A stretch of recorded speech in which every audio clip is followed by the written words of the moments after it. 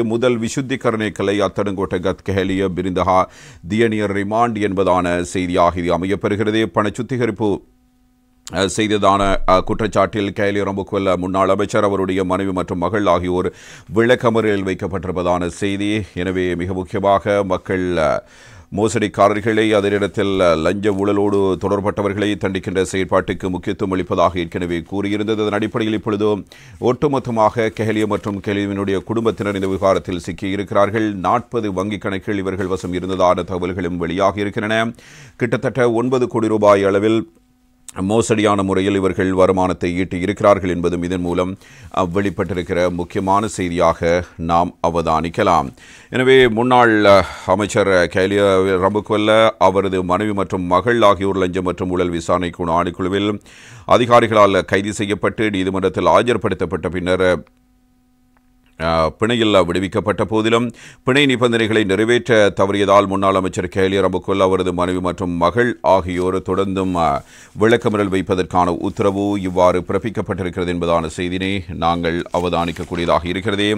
கேலிய ரம்புக்வெல்லவை பொறுத்தவரையில் ஒரு காலத்தில் பலமான அமைச்சராக இருந்து செயற்பட்ட ஒருவர், அவருடைய மோசடி நடவடிக்கைகள் காரணமாக இப்பொழுது அவர் விளக்கமறியல் வைக்கப்படுவதற்கான உத்தரவு பிறப்பிக்கப்பட்டிருக்கிறது. இது தொடர்பான செய்திகளை இன்றைய தினம் அனைத்து நாளேடுகளும் தலைப்புச் செய்தியாக தந்திருக்கிறது. மோபிம பத்திரிகையினுடைய பிரதான தலைப்புச் செய்தியும் எப்பகொந்தேசி சப்ராகத்தன் நொஹெக்கிவ கெஹலிய துலு பவுலர் ரிமாண்ட் என்பதாக மோபிம பத்திரிகை இந்த தகவலை தருகிறது. கோட்டி நமயக்க அயத்தா வித்யட்ட உபயலா கெஹலிய பவுலட்ட பேங்குகினும் ஹத்தலியாக் என்பதான செய்தியாகவே இந்த தகவல்களை நாங்கள் இவ்வாறு விரிவாக காணலாம். இது தொடர்பிலான மேலதிக விடயங்களை நாங்கள் அவதானிக்கும் போது, கருப்பு பண சுத்திகரிப்பு குற்றச்சாட்டில் கைது செய்யப்பட்ட முன்னாள் அமைச்சர் கேலிய ரம்புக்வெல்ல, அவரது மனைவி குசும் பிரியதர்ஷினி, அதே நேரத்தில் எப்பா வீரஹேன மற்றும் மகள் சந்துலா ரமலி ரம்புக்வெல்ல ஆகியோரை பிணையில் விடுவிக்க கொள்ளும் பிரதான நீதிவான் தனுஜா லக்மாலி நேற்று உத்தரவிட்டிருந்தார். அதன்படி ஒவ்வொரு சந்தேக நபரையும் தலா 50,000 ரூபாய் ரொக்கப்பிணையிலும் தலா 5 மில்லியன் ரூபாய் பெறுமதியான 3 சரீரப்பிணையிலும் விடுவிக்க பிரதான நீதிவான் உத்தரவிட்டார். அத்துடன் அவர்களின் வெளிநாட்டு பயணங்களையும் நீதிவான் தடை செய்திருந்தார். எவ்வாறாயினும் கேலிய ரம்புக்வெல்ல, அவர் மனைவி மகள் ஆகியோருக்கு நீதிமன்றம் பிணையளித்தும் அவர்களால் நேற்று மாலையாகும் போதும் அந்த பிணை நிபந்தனைகளை பூர்த்தி செய்ய முடியாமல் போனது. அதனையடுத்து அவர்கள் சிறைச்சாலை அதிகாரிகள் கொழும்பு விளக்கமறியல் சிலைக்கு அழைத்துச் சென்றிருக்கிறார்கள். 97.35 மில்லியன் ரூபாவை சட்டவிரோதமாக சம்பாதித்தமை தொடர்பில் லஞ்ச ஊழல் ஒழிப்பு ஆணைக்குழு கேலிய ரம்புக்வெல்ல உள்ளிட்ட மூவரையும் நேற்று முற்பகல் 11 மணிக்கு கைது செய்தது. வாக்குமூலம் வழங்க ஆணைக்குழுவுக்கு அழைத்து இந்த கைது நடவடிக்கை முன்னெடுக்கப்பட்டது. அதன் பின்னர் பிற்பகல் 3:30 மணியளவில் 3 சந்தேக நபர்களையும் நீதிமன்றத்தில் ஆணைக்குழு ஆஜர்படுத்தியது. இதன்போது இந்த வழக்கு கொழும்பு பிரதான நீதிவான் தனுஜா லக்மாலியின் உத்தியோகபூர்வ அறையிலேயே விசாரணை செய்யப்பட்டது. நீதிமன்றத்தில் ஆஜரான விசாரணை அதிகாரிகள் சட்டவிரோதமாக ரூபாய் 97.35 மில்லியன் பணம் சம்பாதித்தமை தொடர்பாக கருப்பு பண சுத்திகரிப்பு சட்டத்தின் கீழ் நடத்தப்பட்ட விசாரணையை மையப்படுத்தி 3 சந்தேக நபர்களும் கைது செய்யப்பட்டு நீதிமன்றத்தில் ஆஜர்படுத்தப்பட்டதாக தெரிவித்திருக்கிறார்கள். சந்தேக நபர்களின் சந்தேகத்துக்கிடமான பரிவர்த்தனைகள் தொடர்பாக இலங்கை மத்திய வங்கி நிதி உளவு பிரிவு லஞ்ச ஊழல் ஒழிப்பு ஆணைக்குழுவுக்கு அளித்த அறிவிப்பை தொடர்ந்து இந்த விசாரணைகள் ஆரம்பிக்கப்பட்டதாக அதிகாரிகள் நீதிமன்றத்தில் தெரிவித்திருக்கிறார்கள். 2வது சந்தேக நபரான முன்னாள் அமைச்சரின் மனைவி மற்றும் 3வது சந்தேக நபரான மகளுக்கு சொந்தமான தலா 30 மில்லியன் ரூபாய் மதிப்புள்ள 2 நிலையான வைப்புக் கணக்குகள் தொடர்பில் இதன்போது தகவல்கள் வெளிப்படுத்தப்பட்டுள்ளதாக விசாரணை அதிகாரிகள் தெரிவிக்கிறார்கள்.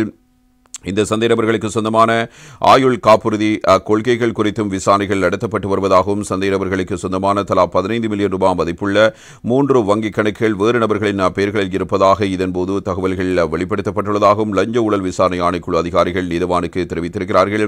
இந்த விசாரணைகள் தொடர்பாக முன்னாள் அமைச்சரின் மகள் ரமலி ரம்புக்வெல்லவின் இணை உரிமம் உள்ள சொத்தொன்று தடை செய்யப்பட்டுள்ளதாகவும், மேலும் அவரது கணவர் புரஸ்தி பண்டாரவின் மோட்டார் வாகனம் லஞ்ச ஊழல் விசாரணை ஆணைக்குழு அதிகாரிகளால் பறிமுதல் செய்யப்பட்டு தடுத்து வைக்கப்பட்டுள்ளதாகவும் அதிகாரிகள் இவ்வாறு கூறியிருக்கிறார்கள். இந்த விசாரணையில் கண்டறியப்பட்ட குற்றச்சாட்டுகள் தொடர்பாக கொழும்பு மேல் நீதிமன்றத்தில் பிரதிவாதிகளுக்கு எதிராக குற்றப்பத்திரிகை தாக்கல் செய்யப்பட உள்ளதாகவும் அவர்கள் தெரிவித்திருக்கிறார்கள். இதனைவிட சந்தேக நபரான முன்னாள் அமைச்சர் கேலிய ரம்புக்வெல்ல தொடர்பில் உத்தியோகபூர்வ வீடுகள் மற்றும் வாகனங்களை பயன்படுத்தியது குறித்தும் அவரது பதவிக்காலத்தில் நடந்த தரமற்ற மருந்துகளை இறக்குமதி செய்தது குறித்தும் லஞ்ச ஊழல் விசாரணை ஆணைக்குழு மேலும் விசாரணைகளை நடத்தி வருவதாகவும் அவர்கள் தெரிவித்திருக்கிறார்கள். அதன்படி இந்த சம்பவம் தொடர்பாக நடத்தப்பட்ட விசாரணைகளில் சாட்சியாளர்கள் உண்மையை சொல்ல தயங்குவதாகவும் அவர்களுக்கு பிரயோகிக்கப்படும் அழுத்தம் காரணமாக இந்த நிலைமை ஏற்பட்டுள்ளதாகவும் லஞ்ச ஊழல் ஒழிப்பு விசாரணைக்குழு அதிகாரிகள் தெரிவிக்கிறார்கள். அதன்படி சந்தேக நபர்கள் பிணையில் விடுவிக்கப்பட்டால் அது விசாரணைக்கு இடையூறு விளைவிக்கலாம் எனவும் அதனால் அவர்கள் விளக்கமறியல் வைக்குமாறும் கோரினார்கள். அதனிடத்தில் விசாரணையாளர்கள் குறித்த கோரிக்கையை சந்தேக நபர்களுக்காக ஆஜரான சட்டத்தரணி காஞ்சன ரத்வத்த கடுமையாக எதிர்த்திருக்கிறார். எனவே சந்தேக நபர்கள் இந்த விசாரணைகளுக்கு பூரண ஒத்துழைப்பு வழங்கியுள்ளதாகவும் அவரால் கூறப்பட்டிருக்கிறது. தனது சேவை பெறுநர்களான சந்தேக நபர்கள் தங்கள் வருமானத்தை எவ்வாறு ஈட்டினார்கள் என்பதை ஆவணங்களுடன் லஞ்ச ஊழல் ஒழிப்பு ஆணைக்குழுவுக்கு விளக்கிய பிறகும் அவர்கள் கைது செய்து விளக்கமறியல் வைக்குமாறு கோருவதே நியாயமற்றது என்றும் அவர் குறிப்பிட்டிருக்கிறார். லஞ்ச ஊழல் ஒழிப்பு ஆணைக்குழு எனது சேவை பெறுநர் சட்டவிரோதமாக மாணிக்கக்கல் அகழ்வில் ஈடுபட்டதாக கூறுகின்றனர். எனினும் அது அப்படியல்ல.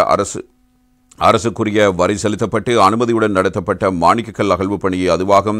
அந்த வகையில் கண்டுபிடிக்கப்பட்ட மாணிக்க கற்கள் தேசிய மாணிக்கக்கல் மற்றும் தங்க ஆபரண அதிகார சபைக்கு முன்னிலைப்படுத்தப்பட்டு நடத்தப்பட்ட ஏலத்தில் விற்கப்பட்டு அரசாங்கத்துக்கு செலுத்த வேண்டிய 125 மில்லியன் ரூபாய் வரிகளை செலுத்திய பிறகு ரூபாய் 610 மில்லியன் வருமானம் கிடைத்திருக்கிறது. அது குறித்து ஆவணங்களுடன் லஞ்ச ஊழல் விசாரணை ஆணைக்குழு முடிவுக்கு கூறியிருக்கிறோம்.